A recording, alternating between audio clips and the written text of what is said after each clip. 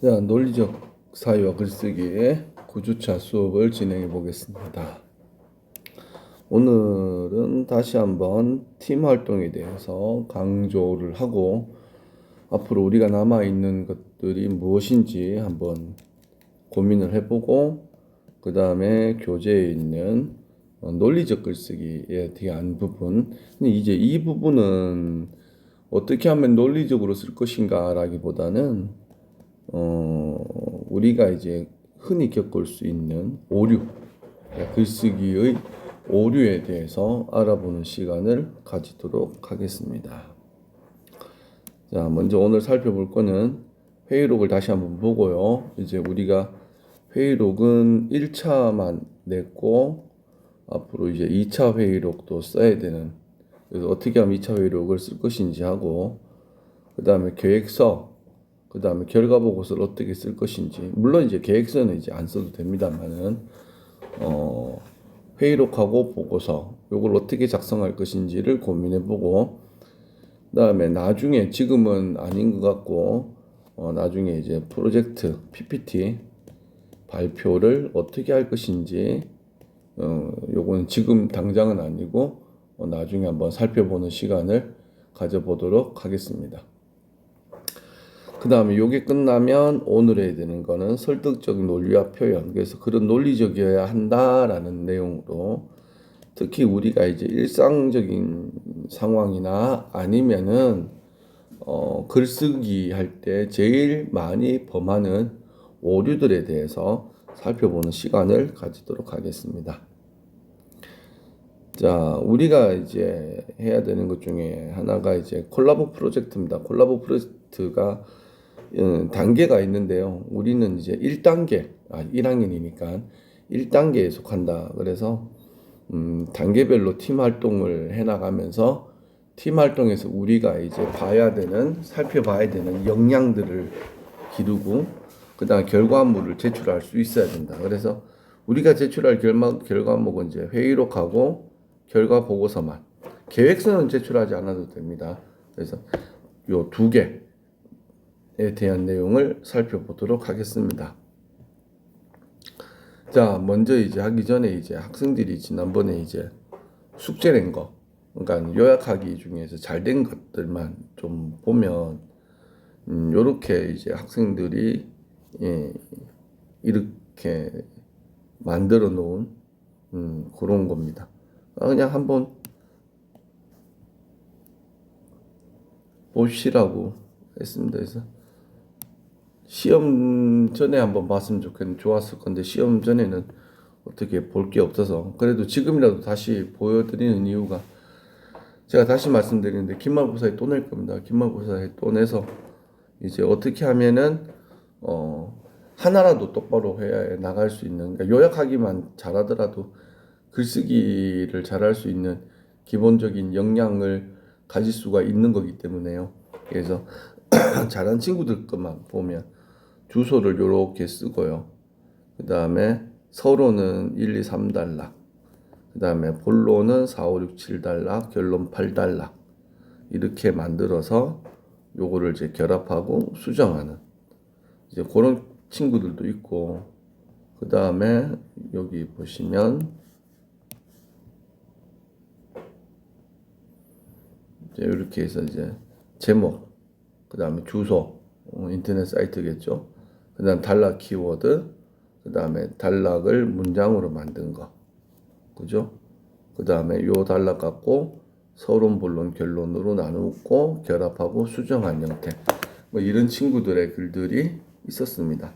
그래서 생각보다는 잘한 친구들도 많고 아직까지도 감을 잡지 못하는 친구들도 많은 것 같습니다. 근데 이제 조금만 더 열심히 노력을 하시면 괜찮게 요약을 할 수 있을 것 같습니다. 어차피 좀 노력이 필요한 거니까요. 그래서 이제 노력을 하시면서 가능하면은 좀 이제 4학년 때까지 열심히 좀 글 읽고 요약하는 걸 스스로 조금 하다 보시면 4학년이나 아니면 사회 나가서도 괜찮게 요약을 괜찮게 할 수 있을 거다라고 생각이 듭니다. 자, 그다음 이제 회의록은 우리가 본 거죠. 그죠?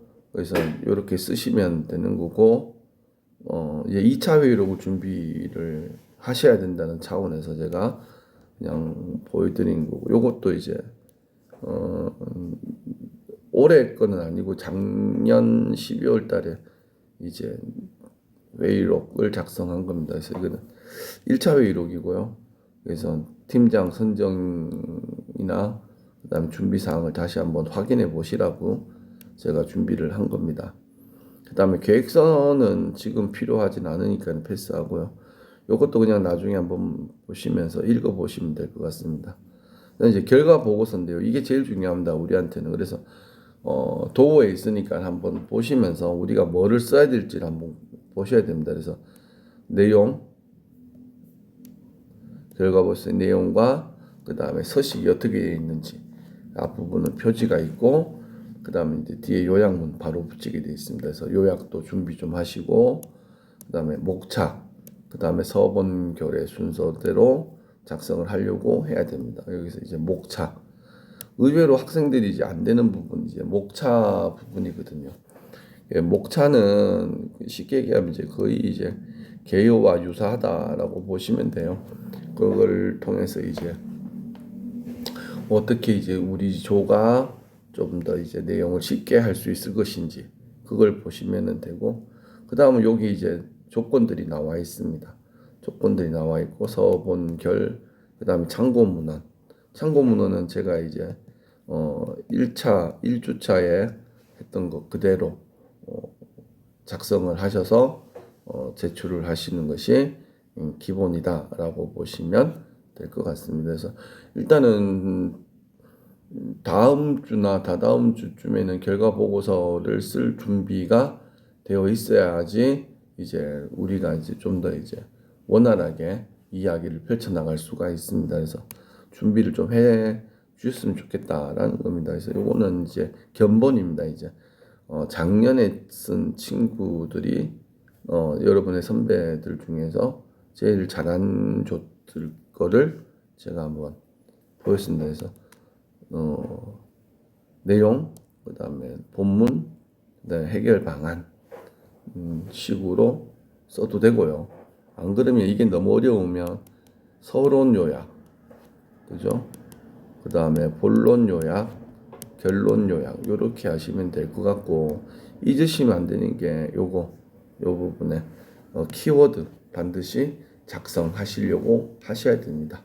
어차피 이제 최근에는 이제 이런 게 굉장히 중요시 되는 거니까는요. 알아보기 편하게.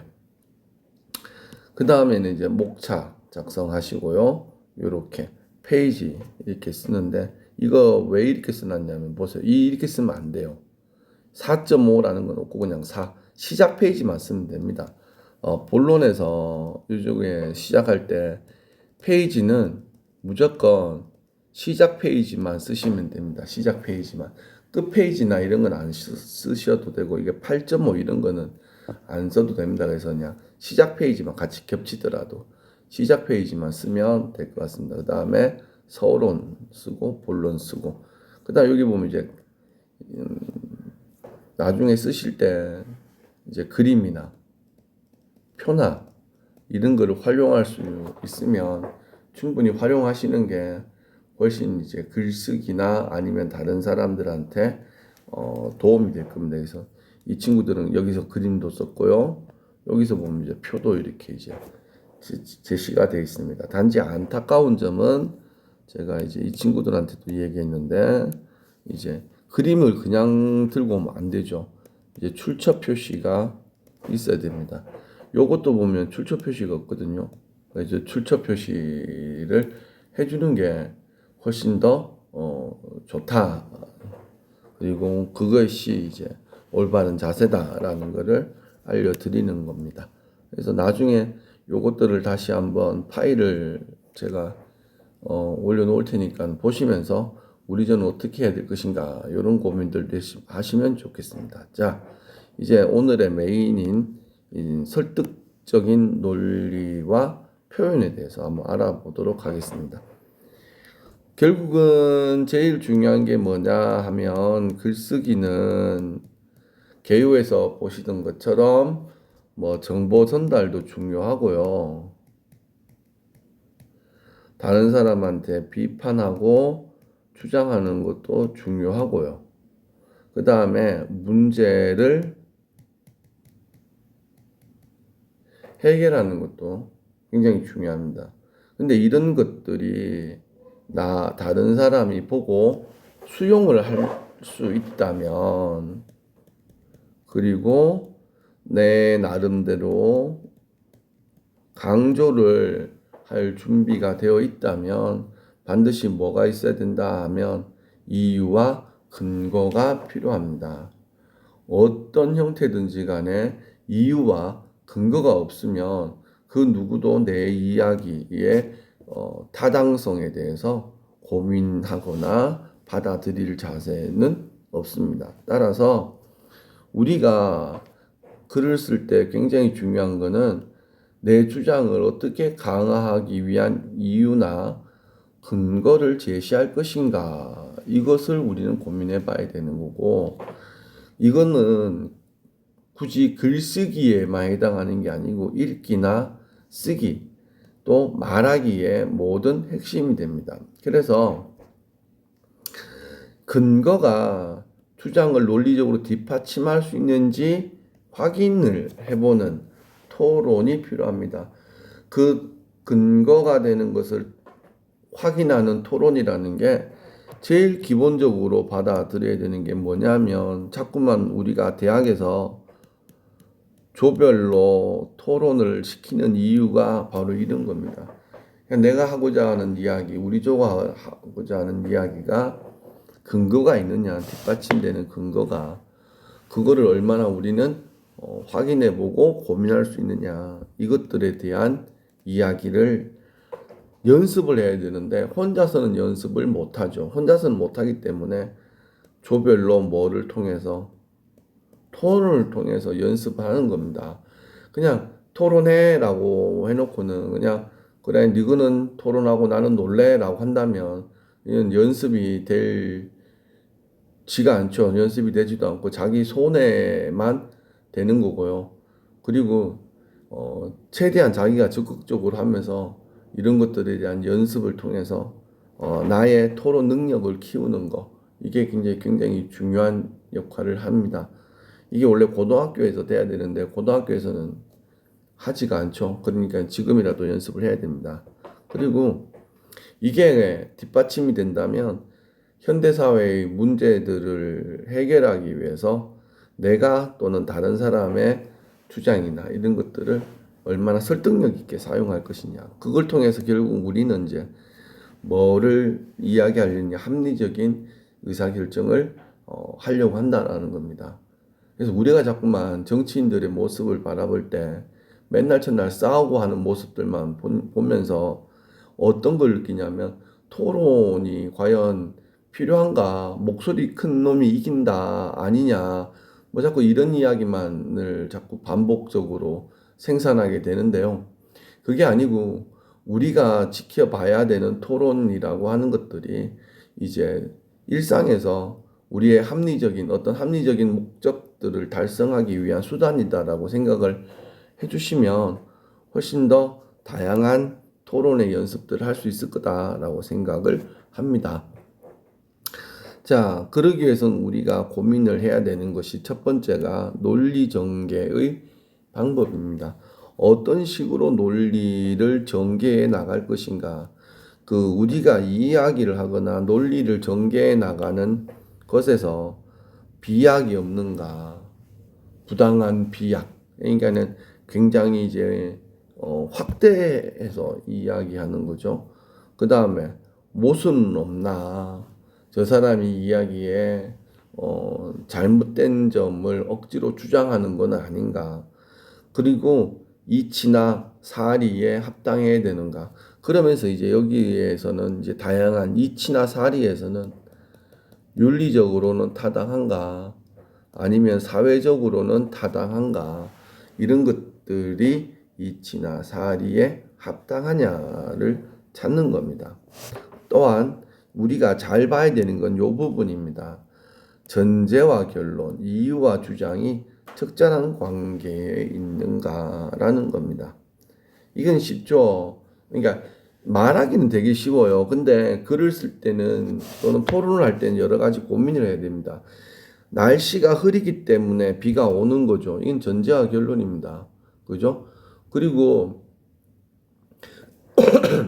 죄송합니다. 공부를 안 했기 때문에 이유가 되는 거죠.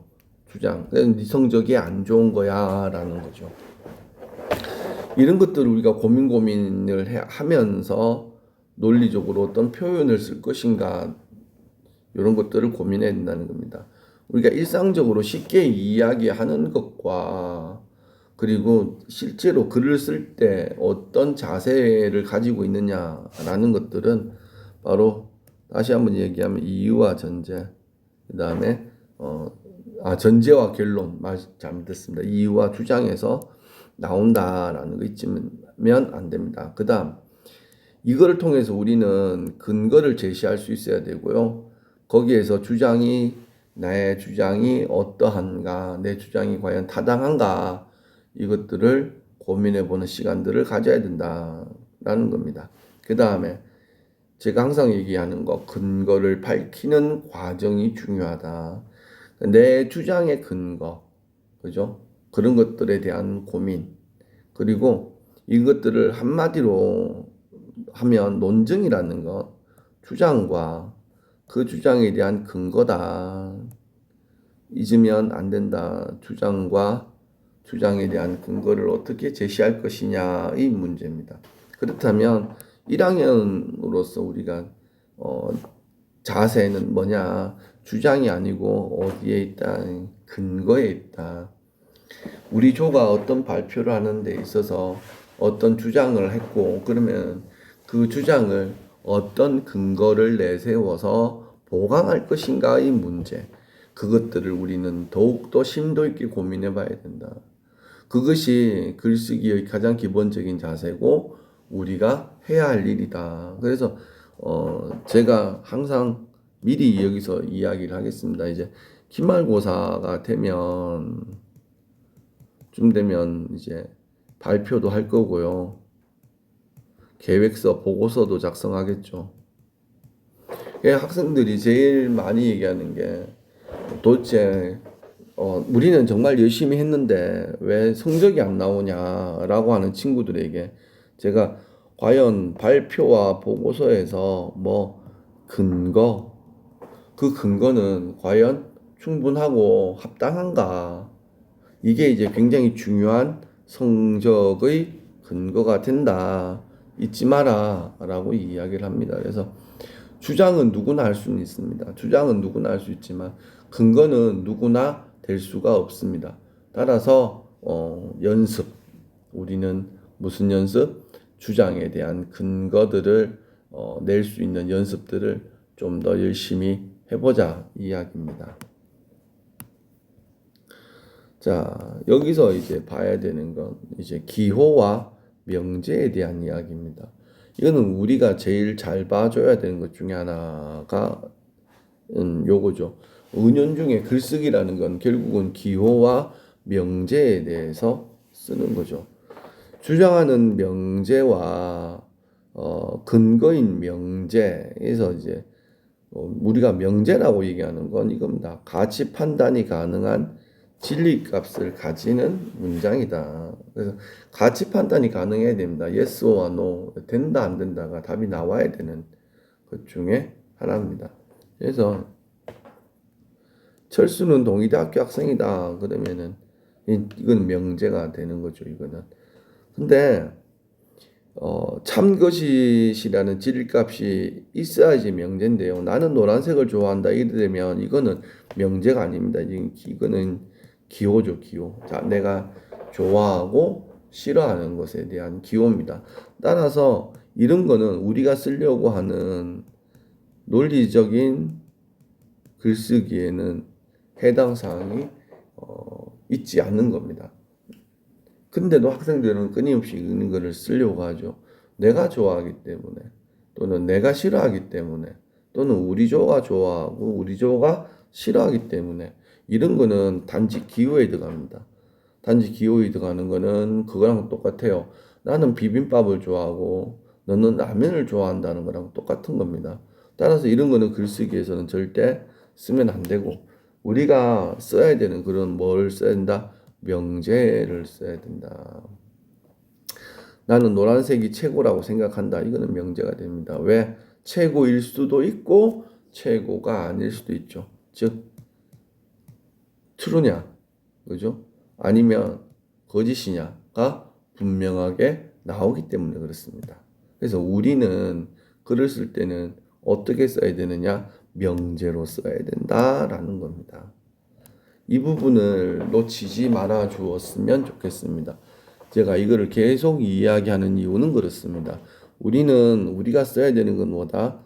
기호가 아니고 뭐를 써야 된다? 명제를 써야 된다.